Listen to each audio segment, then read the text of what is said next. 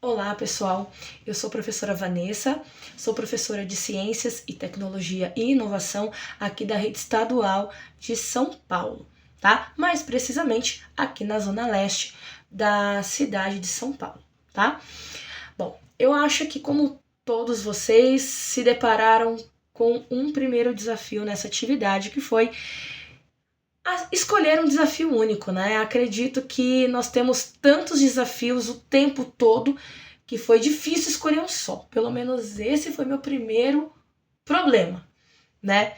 Mas eu acabei focando em um que tá tirando o sono de todos os professores da matéria de tecnologia e inovação, que é a falta de estrutura e a cobrança totalmente fora do contexto, né? Bom, a matéria de tecnologia e inovação, ela veio dentro do currículo do Estado um pouco antes da pandemia acontecer, e ela tinha um contexto diferente, era para ensinar os alunos como a tecnologia se desenvolveu, como a sociedade foi ficando cada vez mais dependente dela, enfim, era um outro currículo. Houve uma mudança brusca nos últimos anos, a qual a matéria de tecnologia e inovação hoje, até para Fundamental 2, que é os anos a qual eu ministro aula atualmente, é só programação. Sim, linguagem de programação para alunos que muitas vezes nunca aprenderam a mexer num Word da vida, nunca, tá? E essa é uma realidade dos meus alunos aqui da Zona Leste, tudo bem? Bom, e eles são obrigados a entrar pelo menos aí uma vez ou duas na semana e realizar as atividades dessa plataforma, que consiste em assistir os vídeos dos professores online, responder as questões e desenvolver um projeto utilizando uma plataforma que eu não vou falar também o nome, e entregar esse projeto final, tudo voltado para a programação, tudo bem? O professor, nesse caso, é totalmente mediador, nós estamos ali só para entregar o computador e ver o que vai acontecer. Tá? O ensino, a aprendizagem é totalmente online para alunos do fundamental.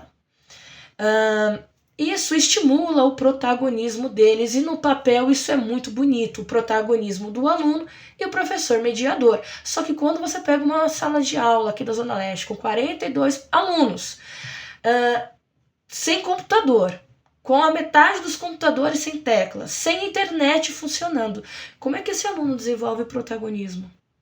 Não tem como. Então, quando ele consegue ter acesso à plataforma, o que ele faz? Eu preciso terminar. Dedinho, dedinho, dedinho, pula e pula e pula. Né? E era isso que estava acontecendo, não só comigo, acredito que quem dá aula dessa matéria no estado sabe, está se identificando com o que eu estou dizendo, porque era realmente o que estava acontecendo.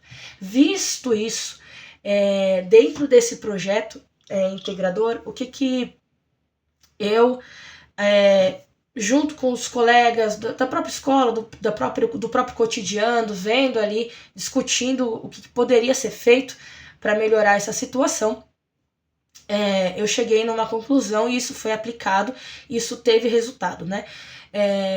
Em vez dos alunos fazerem totalmente individual, eu comecei a agrupá-los. Então, você vai escolher o seu grupo ali de 4, 5 colegas, 6, dependendo da turma.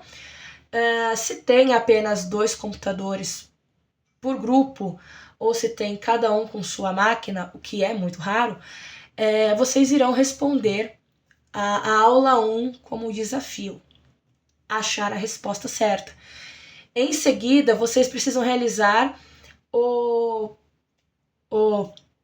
a programação mais criativa, utilizando os códigos que o professor está ministrando nos vídeos. Então eu fui jogando isso como desafios em grupo.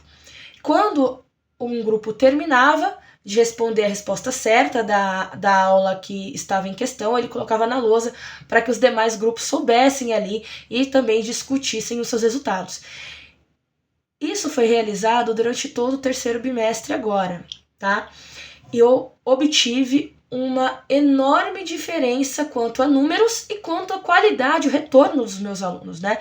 Quanto ao resultado quantitativo, né? Dentro da plataforma, nós tivemos um aumento exponencial do acesso, então mais de 90% dos meus alunos do 8º ano acessaram as plataformas em dia, isso é muito grande, ainda mais quando você fala de uma escola como do estado que não tem computador para todo mundo e não tem internet para todos. Então, quando um terminava a atividade, já passava o computador para o colega do mesmo grupo, então eles ficavam numa dinâmica muito legal. Isso aumentou acima de 90% o acesso. Em sequência, também nós tivemos um aumento aí, na média de aproximadamente 80%, 75%, até um pouquinho mais em algumas semanas, de acertos até a segunda tentativa, porque isso também é contabilizado na plataforma como meta. Então nós tivemos essa questão do aumento do acesso à plataforma, dos acertos, então eles estavam realmente fazendo, mesmo lendo, ouvindo, tentando fazer, e também eu tive um lado evolutivo muito grande, né, dos alunos, tanto neurotípicos quanto dos neuroatípicos, que ficavam ali numa situação muito pior, né. Eles falaram que se sentiram mais confiantes de expor as suas ideias. Quando eles erravam, os colegas ajudavam, ao invés de ter ali um apontamento. Então eles se sentiram mais engajados. Quando eu falei do desafio, eles se sentiram mais confiantes em realizar em grupo, e isso também aumentou a criatividade deles nos projetos, porque eles acabavam trocando as ideias e um ajudava o outro. Então, ao invés de seguir 100% igual era nos dito antes, que eles tinham que entrar individualmente na plataforma, eu adaptei esse currículo para que eles pudessem realizar em grupo essa atividade, e eu obtive realmente resultados positivos. Espero que essa ideia ajude quem também está na mesma situação. Esse foi o projeto integrador que eu fiz, eu realizei ele sozinha, né? Mas por conta de tempo, eu estava sem tempo para realizar em grupo essa atividade, então ela foi realizada realmente sozinha. E é isso, gente. Obrigada por ter assistido o vídeo. E se vocês tiverem mais algumas ideias aí sobre tecnologia, eu vou adorar ficar sabendo, porque toda ajuda é bem-vinda, tá bom? Muito obrigada.